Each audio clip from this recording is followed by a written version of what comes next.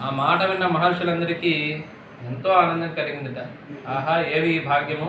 స్వామిని పూజిస్తే ఏమి కావాలో ఆ మనోరథాలన్నీ ఇవ్వడమే కాకుండా చివరికి మోక్షాన్ని కూడా అనుగ్రహిస్తున్నాడు కదా! ఎంత గొప్ప వైభవం అండి! స్వామివారి వైభవాన్ని ఇంకొంచెం చెప్పండి అని చెప్పి కోరుకున్నారట. ఒకనాడు ఈ పౌర్ణమి నాడు ఈ బ్రాహ్మణోత్తముడు ఇదే విధంగా బంధుమిత్ర సమేతంగా తన గృహంలో వ్రతం ఆచరిస్తూ ఉంటే బాగా ఎండగా ఉండడం చేత ఆ గృహానికి వెలుపల ఒక కట్టెలెమ్మకనే వ్యాపారం సంచరిస్తున్నాడు. బాగా ఎండగా ఉంది, జ్యేష్ఠ మాసం పౌర్ణమి. ఎండాకాలం అంటేనే బాగా ఎండలు మండిపోతుంటాయి, అందులో జ్యేష్ఠ మాసం అంటే ఇంకా బాగా ఉంటాయి ఎండలు కూడా. ఇప్పుడు వైశాఖం జ్యేష్ఠ మాసాల్లో బాగా అధికంగా ఉంటాయి.